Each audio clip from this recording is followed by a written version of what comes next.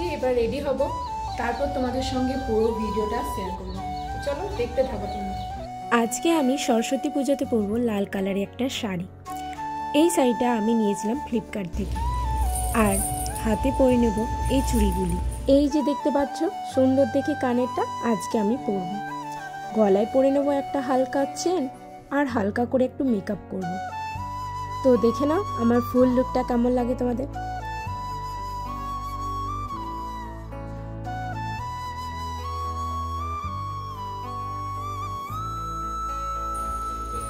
Ready হয়ে গেছি। আমি আর বুনি দুজন মিলে রেডি হয়ে চলে এলাম পুজোর মণ্ডপে। তো আমরা যেখানে ঠাকুর করি সেটা হচ্ছে আমাদের বাবাদের অনেক পুরনো একটা ক্লাব। তোমরা এখন দেখতেই পাচ্ছ এদিকে পুজোর তোড়জোড় চলছে। আমিও এসে আলপনাটা দিয়ে দিলাম, যেহেতু এবারে পুজোটা একটু অন্যরকম। কারণ অনেকে রবিবার পুষ্পাঞ্জলি দিয়েছে, আবার অনেকে সোমবার। আমরা দিয়েছিলাম সোমবার দিন। আমি কিন্তু ছুটি নিয়ে বাড়ি চলে এসেছি, কারণ যত হোক গ্রামের পুজো আর কলেজের পুজো দুটোর মধ্যে সত্যি অনেক তফাৎ। ছোটবেলায় মনে পড়ে কত মজা করতাম এই সরস্বতী পুজোতে। এখন সরস্বতী পুজো নিয়ে হয়তো অতটাও এক্সাইটমেন্ট আমাদের মধ্যে কাজ করছে না, কারণ অনেকটা বড় হয়ে গেছে।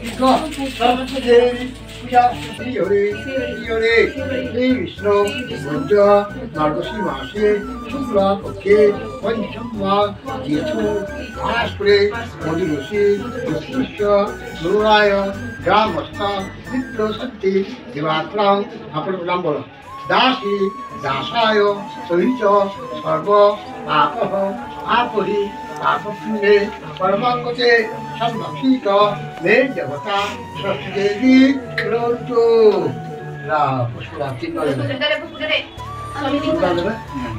নমঃ সম্ভব বীরপত্র মহাপুষ্প দান বীরপত্র মহাদেবী সরস্বতী সুভিতা মুক্তা আরি শ্রীনা নমস্তে রঞ্জিত হস্তে বিধামা স্মেলভাস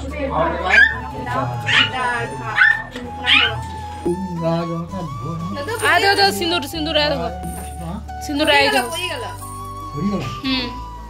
চুপি দেখতে কম পায় তাতে চলে বছর দেখে শুনে দাও। হ্যাঁ হ্যাঁ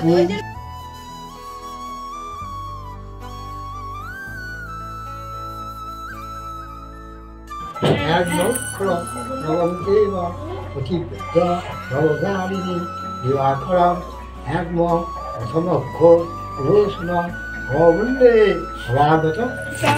তো আমাদের পুজো কমপ্লিট। এবার সবার জন্য প্রসাদ মাখানো হচ্ছে। প্রসাদ বিতরণ করা হয়ে গেলে চলে যাব আমরা বাড়ি।